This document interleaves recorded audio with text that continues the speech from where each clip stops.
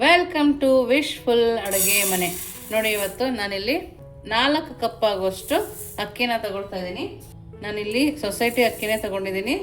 ನಿಮ್ಗೆ ಯಾವ ಅಕ್ಕಿ ಬೇಕಾದರೂ ತಗೋಬೋದು. ನೀವು ದೋಸೆ ಮಾಡ್ತೀರಲ್ಲ, ಆ ಅಕ್ಕಿ ತಂಡ್ರೆ ತುಂಬ ಚೆನ್ನಾಗಿ ಬರುತ್ತೆ. ಇವಾಗ ಇದನ್ನು ನೀರು ಹಾಕಿ ಚೆನ್ನಾಗಿ ಒಂದು 2 ರಿಂದ 3 ಸರಿ ಚೆನ್ನಾಗಿ ತೊಳ್ಕೊಂಬರೋಣ. ನಾವು ಚೆನ್ನಾಗಿ ತೊಳೆದಷ್ಟು ತುಂಬ ಕ್ಲೀನಾಗಿ ವೈಟಾಗಿ ಬರುತ್ತೆ. ನಾನು ಇದನ್ನು ವಾಶ್ ಮಾಡ್ಕೊಂಡು ಬರ್ತೀನಿ. ನೋಡಿ, ಚೆನ್ನಾಗಿ ತೊಳ್ಕೊಬಂದ್ಮೇಲೆ ಅಕ್ಕಿ ಮೇಲೆ ನೀರು ನಿಲ್ಲೋ ಥರ ನಾವು ನೀರನ್ನು ಹಾಕ್ಕೊಳ್ಳೋಣ.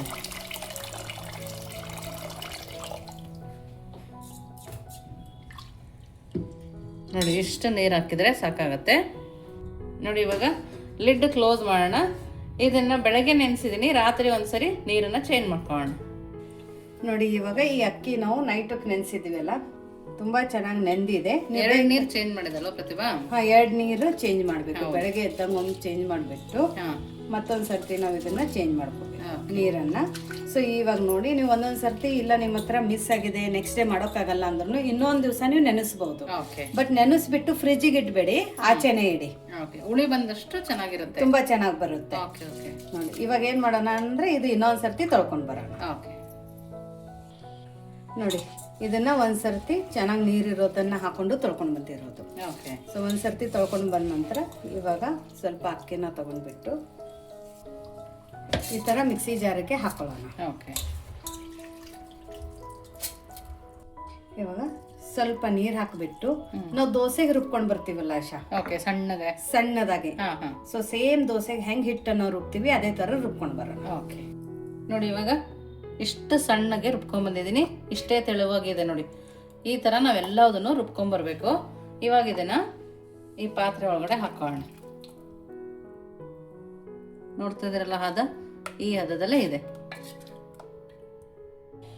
ನೋಡಿ. ಎಲ್ಲ ಅಕ್ಕಿನೂ ಅದೇ ಥರ ರುಬ್ಕೊಂಡ್ಬಂದಿದ್ದೀನಿ ನೋಡಿ. ಅದೇ ಥರ ಸಾಫ್ಟಾಗಿ ರುಬ್ಕೊಬೇಕು ನೋಡಿ. ನೋಡಿ, ಅದೇ ಮಿಕ್ಸಿ ಜಾರ್ಗೆ ಸ್ವಲ್ಪ ನೀರನ್ನು ಹಾಕ್ಕೊಳ್ತಾ ಇದ್ದೀನಿ. ನೋಡಿ, ಇವಾಗ ಇದನ್ನ ನೀಟಾಗಿ ಮಿಕ್ಸ್ ಮಾಡ್ಕೊಳ್ಳೋಣ. ಸೊ ಪರ್ಫೆಕ್ಟ್ ಆಗಿ ಕನ್ಸಿಸ್ಟೆನ್ಸಿ ಬಂದಿದೆ. ಇಲ್ಲಿ ನೋಡಿ, ಸ್ವಲ್ಪ ನೀರು ಜಾಸ್ತಿ ಆಗಿದ್ರು ಪರವಾಗಿಲ್ಲ. ಬಟ್ ನಾ ಯಾಕೆ ಇದನ್ನ ದೋಸೆ ತರ ಹೇಳಿದ್ದೀನಿ ಅಂದ್ರೆ, ಮತ್ತೆ ನಾವು ಎಕ್ಸ್ಟ್ರಾ ನೀರು ಕುದಿಯೋಕೆ ಇಡ್ತೀವಿ, ಅಲ್ಲಿ ಮೆಜರ್ಮೆಂಟ್ ತಪ್ಪಬಾರ್ದು. ಅದಕ್ಕೋಸ್ಕರ ಈ ಕನ್ಸಿಸ್ಟೆನ್ಸಿನ ನಾ ಮೇಂಟೈನ್ ಮಾಡ್ಕೊಳ್ಳೋಕೆ ಹೇಳಿರೋದು. ಸೊ ಇವಾಗ ಇದು ಮಿಕ್ಸ್ ಮಾಡಿದ ನಂತರ ಇದು ಸದ್ಯಕ್ಕೆ ಪಕ್ಕಕ್ಕೆ ಎತ್ತಿಡೋಣ. ಇಲ್ಲಿ ನೋಡಿ, ಒಂದು ಬಾಂಡ್ಲಿನ ಬಿಸಿ ಮಾಡೋಕೆ ಇಟ್ಕೊಂಡಿರೋದು. ಇವಾಗ ಇದ್ರ ಒಳಗಡೆ ನೀರನ್ನ ಹಾಕೊಳ್ಳೋಣ. ಎಷ್ಟು ಗ್ಲಾಸ್ ನೀರು ಪ್ರತಿಭಾ? ನಾವು ಯಾವ ಕಪ್ಪಿಂದ ಅಕ್ಕಿ ನೆನೆ ಹಾಕಿದ್ವಿ ಆಯ್ತಾ, ಅದೇ ಕಪ್ಪಿಂದ 2 ಕಪ್ಪು ನೀರು. ಈಗ ನಾನು ಈ ಗ್ಲಾಸಿಂದ 4 ಗ್ಲಾಸ್ ಅಕ್ಕಿನ ನೆನೆಸಿದ್ದೀವಿ. ಹಾಗಾಗ್ಬಿಟ್ಟು ಇದೇ ಗ್ಲಾಸಿಂದ 2. ಸೊ ಎಷ್ಟು ಅಕ್ಕಿ ನೀವು ಮೆಜರ್ಮೆಂಟ್ ಮಾಡ್ತೀರಾ ಅದ್ರದ್ದು ಹಾಫ್ ಇಲ್ಲಿ ನೀರನ್ನ ಕುದಿಯೋಕೆ ಇಡಬೇಕು. ಹೈ ಫ್ಲೇಮ್ ಅಲ್ಲಿ ನೀರನ್ನ ಕುದಿಯೋಕೆ ಇಡೋಣ. ಮೇಲ್ಗಡೆ ಒಂದು ಮುಚ್ಚೋಣ, ಯಾಕಂದ್ರೆ ಬೇಗ ಕುದಿ ಬರುತ್ತೆ. ಇವಾಗ ನೋಡಿ, 1-2 ನಿಮಿಷ ಆಗಿದೆ, ಚೆನ್ನಾಗಿ ಕುದಿ ಬರ್ತಾ ಇದೆ. ಈ ಟೈಮಲ್ಲಿ ನಾವು ಇಲ್ಲಿ ಒಂದು ಸ್ವಲ್ಪ ಉಪ್ಪನ್ನು ಹಾಕೊಳ್ಳೋಣ. ಸ್ವಲ್ಪ ಉಪ್ಪು ಕಡಿಮೆನೇ ಹಾಕೊಳ್ಳಿ. ಇವಾಗ ಗ್ಯಾಸಿನ ಫ್ಲೇಮನ್ನು ಲೋ ಫ್ಲೇಮಲ್ಲಿ ಇಟ್ಕೊಂಡು ನಾವು ರುಬ್ಕೊಂಡು ಬಂದಿದ್ದೇವೆ ಆ ಹಿಟ್ಟನ್ನು ಇದ್ರ ಒಳಗಡೆ ಹಾಕೋಬೇಕು. ಬಿಸಿನೀರು ಒಳಗಡೆ ಹಾಕೋಬಿಡೋದ? ಹೌದೌದು. ಅದೇ ಬಾಂಡ್ಲಿಗೆ ಸ್ವಲ್ಪ ನೀರನ್ನು ಹಾಕೊಂಡ್ರೆ ಇವಾಗ ಲೋ ಫ್ಲೇಮಲ್ಲಿನೇ ಇಟ್ಕೊಂಡು ಕೈ ಆಡಿಸ್ಕೊಳ್ಳೋಣ.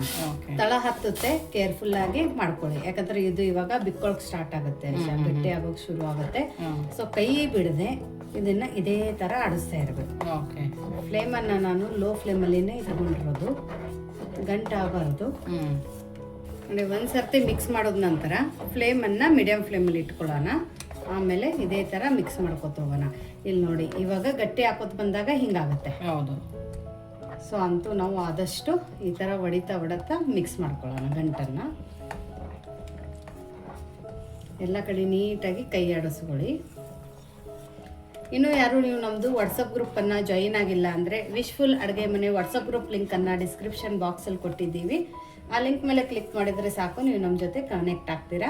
ನಿಮ್ಗೆ ಏನೇ ಕ್ವೆರೀಸು ಡೌಟ್ಸು ಇದ್ದರೆ ಅಲ್ಲಿ ನೀವು ನಮ್ಮ ಜೊತೆ ಕಮ್ಯುನಿಕೇಟ್ ಮಾಡ್ಬೋದು. ಹಾಗೂ ವಿಶ್ಫುಲ್ ಅಡುಗೆ ಮನೆಯದ್ದು ಸ್ನ್ಯಾಕ್ಸ್ ಐಟಮ್ಸ್ ಆಗಿರ್ಬೋದು, ಮಸಾಲ ಖಾರಗಳಾಗಿರ್ಬೋದು, ಏನಾದರೂ ಬೇಕಂದರೆ ವಾಟ್ಸಪ್ ನಂಬರ್ ಡಿಸ್ಕ್ರಿಪ್ಷನ್ ಬಾಕ್ಸಲ್ಲಿ ಕೊಟ್ಟಿದ್ದೀವಿ. ಅಲ್ಲಿ ವಾಟ್ಸಪ್ ಮೆಸೇಜ್ ಮಾಡಿ, ಕಾಲನ್ನು ಪಿಕ್ ಮಾಡೋದಿಲ್ಲ. ಸೊ ನೀವು ವಾಟ್ಸಪ್ಗೆ ಮೆಸೇಜ್ ಮಾಡಿದರೆ ನಿಮಗೆಲ್ಲ ಡೀಟೇಲ್ಸ್ ಸಿಗುತ್ತೆ. ನೋಡಿ ಇದೇ ಥರ ಕೈ ಆಡಿಸ್ತಾ ಒಂದು 2 ರಿಂದ 3 ನಿಮಿಷ ಇದನ್ನು ಕುದಿಸ್ಕೊಂಡು ಬರೋಣ. ನೋಡಿ ಇದನ್ನು ನೀಟಾಗಿ ಈ ಥರ ತಿರುಗಿಸ್ತಾ ಇಷ್ಟು ಗಟ್ಟಿಯಾಗಿದೆ.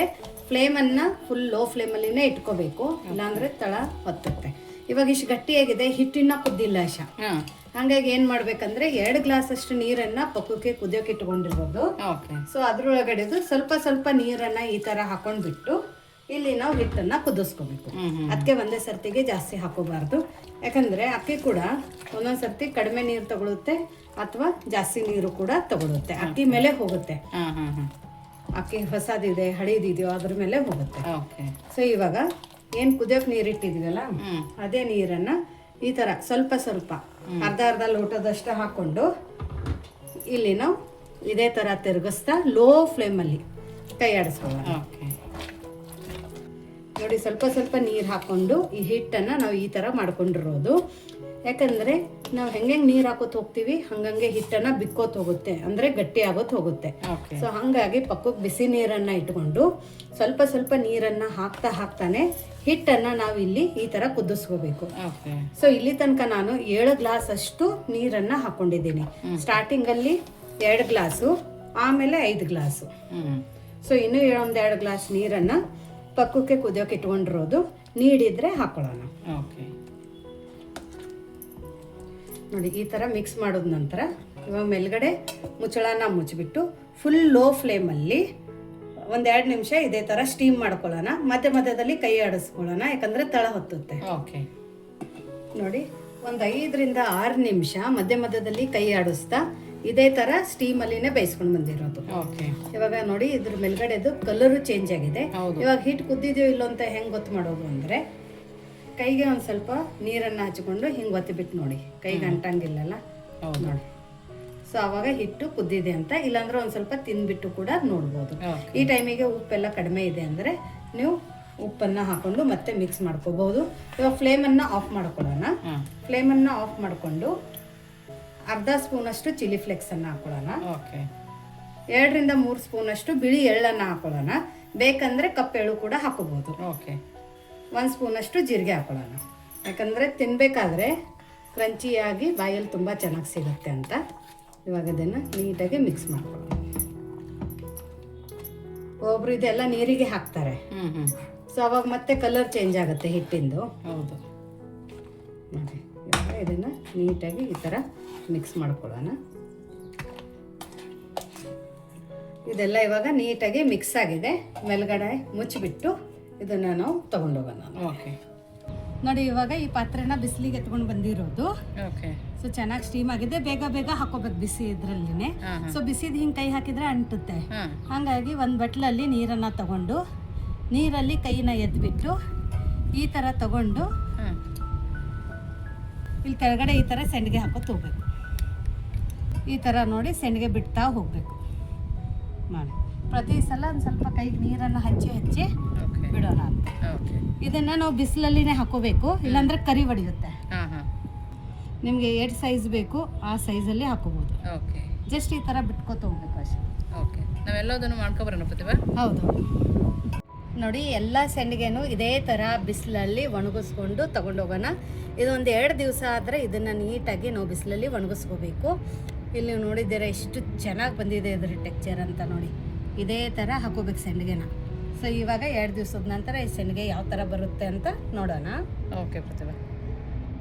ನೋಡಿ ಇಲ್ಲಿ 2 ದಿವಸ ಚೆನ್ನಾಗಿ ಬಿಸಿಲಲ್ಲಿ ಈ ಅಕ್ಕಿ ಸೆಂಡಿಗೆನ ಒಣಗಿಸ್ಕೊಂಡು ಬಂದಿರೋದು. ತುಂಬ ಚೆನ್ನಾಗಿ ಒಣಗಿದೆ, ಇಲ್ಲಿ ನೋಡ್ಬೋದು. ಮತ್ತು ಕ್ವಾಂಟಿಟಿ ಕೂಡ ನೀವು ಇಲ್ಲಿ ನೋಡ್ಬೋದು. ಬರೀ 3 ಗ್ಲಾಸ್ ಅಕ್ಕಿಯಿಂದ ಇಷ್ಟಕ್ಕೊಂದು ಸೆಂಡಿಗೆ ಆಗಿದೆ. ಸೊ ಆರಾಮಾಗಿ ಈ ಸೆಂಡಿಗೆಗಳನ್ನ ಮಾಡ್ಕೋಬಹುದು. ಸೊ ಈಗ ಎಣಸೋಕೆ ಹೋದ್ರೆ ಎಲ್ಲಿಲ್ಲ ಅಂದ್ರೂ ಒಂದು 300-400 ಸೆಂಡಿಗೆ ಆಗಿರ್ಬೋದು. ಸೊ 3 ಗ್ಲಾಸಲ್ಲಿ ಇಷ್ಟು ಸೆಂಡಿಗೆ ರೆಡಿ ಆಗಿದೆ. ಸೊ ಇವಾಗ ಇದು ಯಾವ ಥರ ಬರುತ್ತೆ ಎಣ್ಣೆಗೆ ಹಾಕಿದಾಗ ಅಂತ ನೋಡೋಣ. ನೋಡಿ ಎಣ್ಣೆ ಚೆನ್ನಾಗಿ ಕಾಯ್ದ ನಂತರ ನಾವು ಸೆಂಡಿಗೆನ ಹಾಕೊಳ್ಳೋಣ. ಅಕ್ಕಿ ಸೆಂಡಿಗೆ ನೋಡಿ, ನೀವು ಎಣ್ಣೆ ಚೆನ್ನಾಗಿ ಕಾಯಿಸಿಲ್ಲ ಸೆಂಡಿಗೆ ಹಾಕಿದರೆ ಸೆಂಡಿಗೆ ಅರಳೋಂಗಿಲ್ಲ. ಹಾಗಾಗಿ ಎಣ್ಣೆ ಚೆನ್ನಾಗಿ ಕಾಯ್ದ ನಂತರ ಸೆಂಡಿಗೆ ಹಾಕಿ ಫ್ಲೇಮನ್ನು ಮೀಡಿಯಮ್ ಫ್ಲೇಮಲ್ಲಿ ಇಟ್ಕೋಬೇಕು. ಸೆಂಡಿಗೆ ಹಾಕಿದ ನಂತರನು ಹೈ ಫ್ಲೇಮಲ್ಲಿನೇ ಇಟ್ಟಿದ್ರೆ ಸೆಂಡಿಗೆ ಅರಳಿರುತ್ತೆ, ಬಟ್ ಒಳಗಡೆ ಚೆನ್ನಾಗಿ ಕರ್ದಿರಂಗಿಲ್ಲ, ಗಟ್ಟಿ ಅನ್ಸೋದಲ್ಲ, ಗಟ್ಟಿ ಇರುತ್ತೆ. ಹಾಗಾಗಿ ನಿಧಾನಕ್ಕೆ ಒಂದ್ಸರ್ತಿ ಎಣ್ಣೆ ಕಾಯ್ದಿದ ನಂತರ ಫ್ಲೇಮನ್ನು ಲೋ ಟು ಮೀಡಿಯಂ ಫ್ಲೇಮಲ್ಲಿ ಇಟ್ಕೊಂಡು ಸಂಡಿಗೆನ ಕರ್ಕೋಬೇಕು. ಚೆನ್ನಾಗಿದೆ, ಇಲ್ಲಿ ನೋಡ್ಬೋದು. ಇದನ್ನು ಇವಾಗ ತಕ್ಕೊಳ್ಳೋಣ.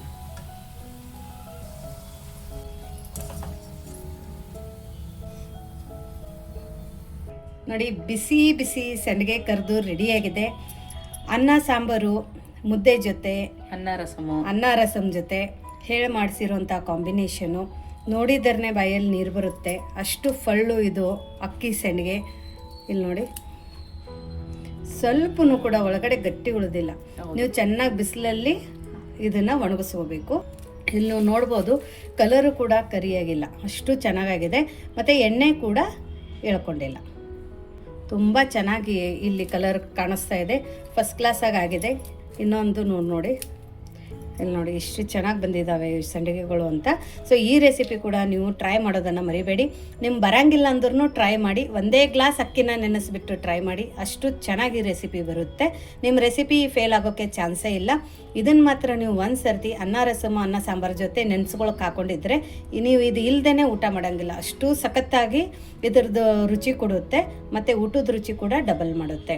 ಸೊ ಇವತ್ತಿಂದ ಈ ರೆಸಿಪಿ ನಿಮ್ಗೆ ಇಷ್ಟ ಆಗಿದ್ರೆ ಸಬ್ಸ್ಕ್ರೈಬ್ ಮಾಡೋದನ್ನು ಮರಿಬೇಡಿ, ಹಾಗೂ ಲೈಕ್ ಮಾಡೋದನ್ನು ಕೂಡ ಮರಿಬೇಡಿ. ಮತ್ತೆ ಸಿಗೋಣ ಇದೇ ಥರ ಹೊಸ ಹೊಸ ರುಚಿ, ಹೊಸ ಹೊಸ ಅಡುಗೆ ಜೊತೆ ವಿಶ್ಫುಲ್ ಅಡುಗೆ ಮನೆಯಲ್ಲಿ. Thank you.